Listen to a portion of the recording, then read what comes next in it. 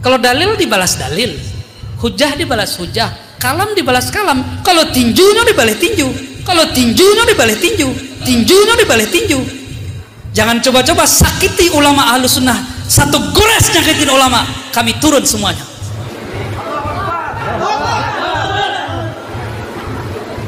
Allahumma sholli ala sayyidina.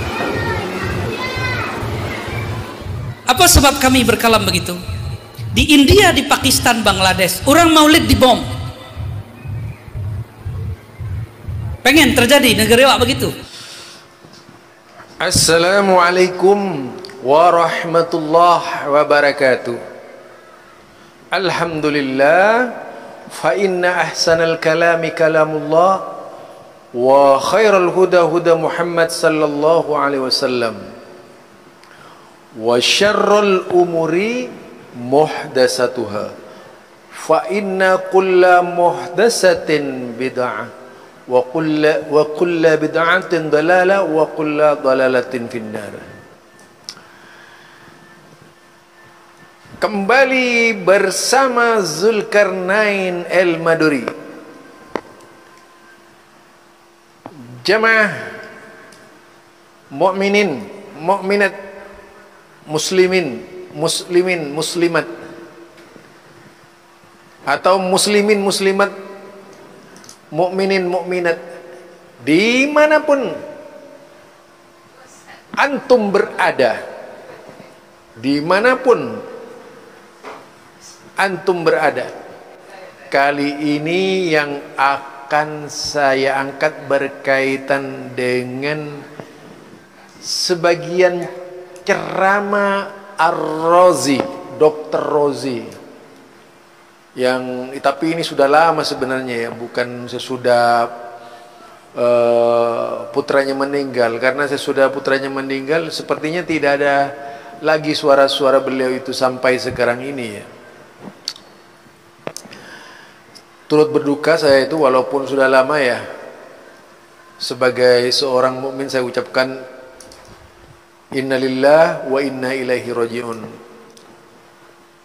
Allahumma firlahu warfa' darajatahu fil mahdiyin wafsah lahu fi qabrihi wa nawwir lahu fihi wa akhlifhu fi aqibi. Itu doa buat keluarga Ar-Razi yang dulu meninggal. Mudah-mudahan beliau diberi kesabaran. Tetapi saya ingin membahas sebuah tema berkaitan dengan ceramah beliau yang cukup lama itu. Tapi mengusik juga untuk diangkat ya. Mengusik karena beliau berbicara tentang Wahabi. Seperti Wahabi yang ngebom perayaan Maulid Nabi di Pakistan, katanya di India. Padahal kalau kita berbicara Pakistan, India, Afghanistan itu adalah daerah konflik politik yang syarat dengan kepentingan. Jadi bisa tidak murni tuduhan-tuduhan seperti itu hanya sekedar tuduhan belaka, karena yang lebih dominan adalah konflik politik itu. Jadi konflik politik memang mengorbankan kelompok lain. Bisa saja penguasa setempat ya, penguasanya yang melakukan seperti itu. Itu kan sama halnya dengan operasi intelijen gitu.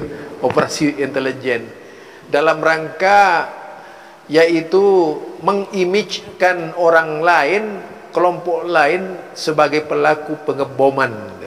Bisa itu seperti itu.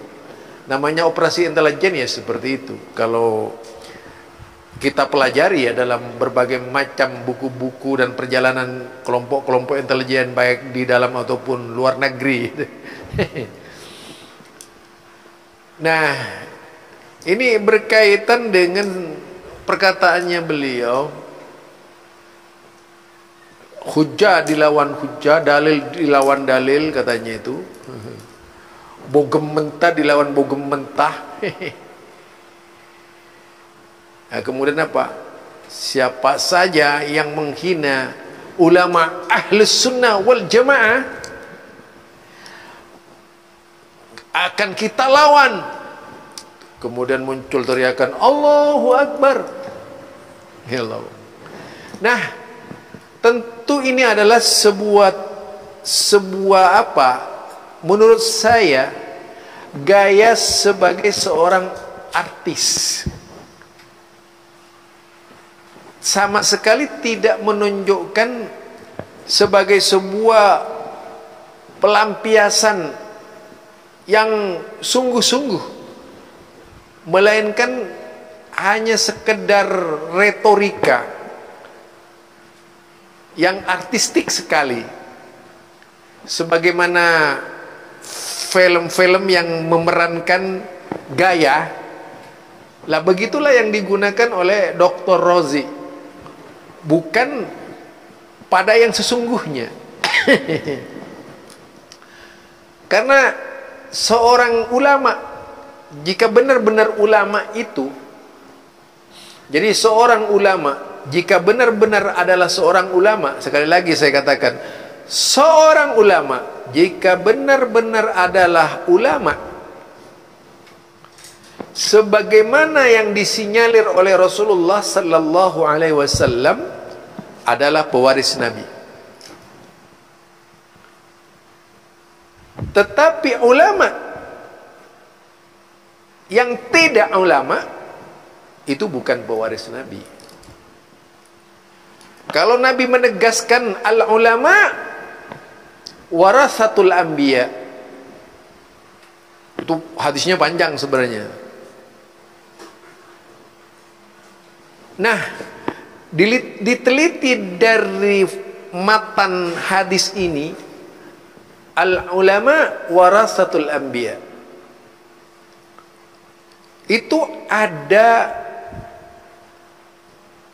yaitu masuk dalam makrifat ya, sesuatu yang makrifat, atau lebih menunjukkan pada istighraq yang lebih menunjukkan pada keulamaan seseorang yang kualitas, lebih terarah kepada kualitas keulamaan yang benar-benar ulama.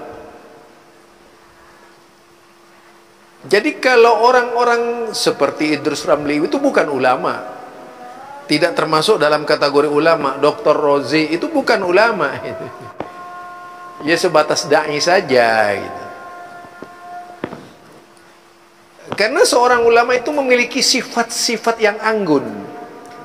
Ulama itu memiliki sifat-sifat yang menyenangkan.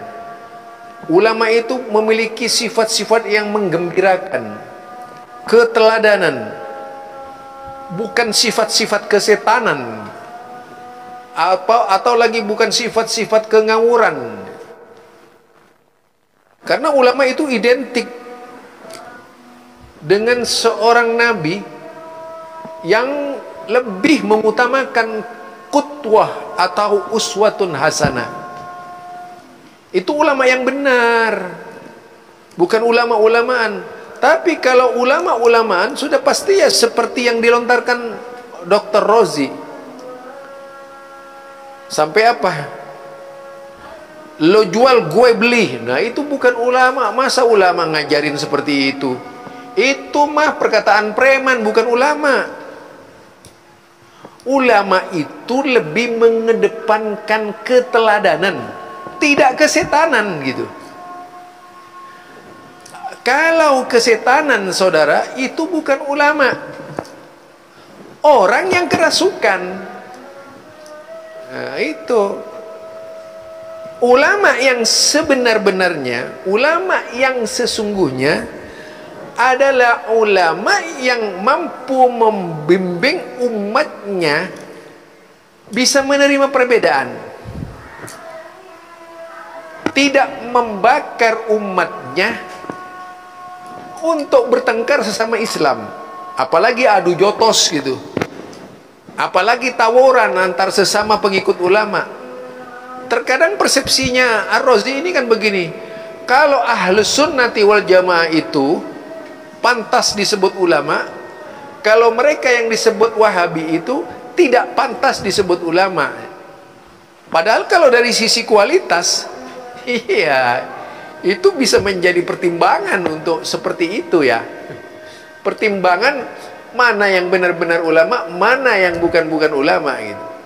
Yang jelas ulama itu tidak memiliki sifat provokatif dan menjadi sosok yang provokator atau orang yang membuat makar, menimbulkan ketakutan, kekalutan, kegalauan di tengah masyarakat, melahirkan sentimen kebencian. Itu semua bukan ulama mah. Jadi ulama ini anggun, indah, mempesona, dan selalu ucapannya menyadarkan pemikiran umat, bukan memprovokasi umat, bukan memukul, tapi merangkul. Nah, itu jadi bukan memukul tapi merangkul. Itulah seorang ulama. Tidak menyikut, main sikut-sikutan itu bukan begitu caranya. Masa seorang ulama mengubarkan kebencian kepada kelompok lain? Yang benar sajalah ente itu. Ulama itu bukan membakar kebencian kelompok orang. Misalnya ulama yang satunya juga bertindak seperti itu, ya sama. Diskusi ya diskusi. Tidak kemudian kalau ada dikaitkan dengan Pakistan, dikaitkan dengan India. Karena boleh jadi semua itu adalah operasi intelijen. Kalau saya mah tidak begitu percaya dengan terorisme itu. Karena mungkin saja bisa terjadi sikap-sikap teror terhadap kelompok-kelompok lain yang tidak bisa dilepaskan dari operasi intelijen. Itu diantaranya.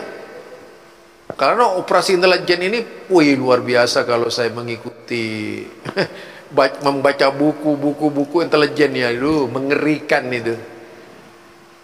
Orang yang dikendalikan saja paling bawah itu tidak mengerti siapa yang mengendalikan, tiba-tiba melakukan. Aduh, ngeri-ngeri banget saya kalau berbicara operasi intelijen. Barangkali itu saja ya. Jadi kalau seorang tokoh ulama memprovokasi umat ya, sehingga menebar kebencian, lah itu jelas bukan ulama. Orang-orang yang disinyalir Wahabi misalnya di Indonesia ini seperti persis Al-Irsyad, Muhammadiyah ya, Salafi itu. Saya sudah bertahun-tahun melihat mereka. Tahun 80, tahun 90 itu tahun 90. Ketika Muhammadiyah itu menjadi markas perkantoran sementara teman-teman Salafi, tepatnya di pimpinan pusat Muhammadiyah. Sampai sekarang ini, coba 89, sekarang tahun 2022, itu cukup lama. Tidak ada seorang pun yang terlibat terorisme. Mulai dari Ja'far Umar Talib dan sebagainya. Malah Ja'far Umar Talib itu dekat dengan polisian. Ini yang menggolongkan terorisme kayaknya bukan Salafi semua itu. Imam Samudra bukan dari Salafi itu. Ideologi seperti itu bukan dari Salafi. Bukan dari Wahabi yang banyak gembar-gemborkan. Karena mereka yang dipersepsikan Wahabi ini, seperti Ja'far Umar Talib itu, tahun berapa sudah itu? Saya tahunya, ingatnya beliau itu mulai tahun 89, 90, 91, 93, 95, 45 itu. Marak-maraknya dakwah Salafi. Tidak ada satupun dari tokoh-tokoh mereka, anggota-anggota mereka, anak buah mereka yang ngebom itu. Sampai sekarang ini tidak ada itu. Jadi ini pembuktian. Terus Kenapa kemudian tiba-tiba muncul seperti siapa namanya, muncul seperti Imam Samudra dan Gufron dan lain-lainnya? Itu perlu dipertanyakan, itu perlu dipertanyakan. Kalau saya mempertanyakan dari mana mereka ini tiba-tiba terhubung ke Abu Bakar Basir, kita lihat pola yang dikembangkan oleh Abu Bakar Basir dengan teman-teman Salafi itu masih jauh berbeda cara berpikirnya, itu berbeda. Walaupun Al-Qur'annya sama, hadisnya sama gitu, tapi cara berpikirnya berbeda. Yang jelas mulai tahun 89 yang saya ketahui, karena saya pada waktu itu masuknya ke dalam kajian-kajian di PP Muhammadiyah itu ya sejak tahun itu ya. Sampai sekarang sudah cukup lama loh. Kalau dari tahun 89 ke tahun, yaitu kemudian 90 ke tahun 2000 ya, 90 ke tahun 2000 itu 10 tahun. Kalau tahun 10 tahun tambah 20 tahun, 22 tahun. 22 tahun saya mengikuti gerakan dakwah Salafi. Tak seorang pun dari mereka yang terlibat bom Sarina, bom mana itu, tidak ada itu. Jadi pengikutnya Ja'far Umar Talib, pengikutnya As-Sewet dulu yang kuno-kuno saya baca ini ya. Pengikutnya siapa namanya, Yusuf Baesa, pengikutnya banyak dari tokoh-tokoh Salafi dahulu kala, Aunur Rafiq di Gresik itu ya. Tidak ada satupun dari mereka yang terlibat pengeboman itu. Itu cukup lama. Dan mereka terpisah dengan Abu Bakar Basir.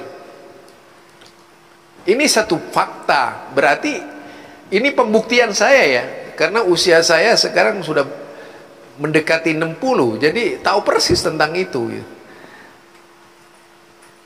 Nah, berangkat dari persoalan-persoalan seperti itu ya, berangkat dari persoalan-persoalan seperti itu, perlulah kita itu mengkaji dengan sebenarnya teroris itu siapa gitu. Teroris itu siapa? Mengapa harus bawa Salafi? Lah, kita melihat Salafi itu seperti Al-Irsyad, berdiri jauh sudah lama gitu. Itu berada di Tengaran Salatiga. Tidak ada satupun yang terlibat terorisme itu. Nah, banyak pesantren-pesantren yang salaf itu ya, sampai di Sumatera Barat itu, tidak ada satupun yang terlibat terorisme. Yang jelas pemahaman mereka ini sangat berbeda. Unik sekali gitu, unik sekali. Karena apa? Tidak terpisah dengan orang-orang yang ngebom itu, terpisah sekali. Karena orang-orang yang ngebom itu juga tidak dikenal di kalangan mereka itu, tidak diketahui dengan pasti di kalangan mereka itu. Ya, ini satu contoh. Jadi tidak ada yang berpikir nyeleneh seperti yang dikatakan oleh Islah Bahrawi dan sebagainya gitu. Silakan siapa saja mereka yang dituduh apakah memang benar Salafi atau bukan, lihat saja itu mereka itu.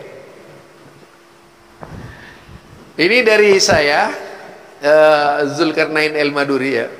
Janganlah menanamkan kebencian sebelum membiru dan merusak jiwa Anda sendiri, sehingga terbalik yang semestinya kami yang dituduh teroris, justru kalian yang membuat makar terhadap umat Islam dengan menebar kebencian.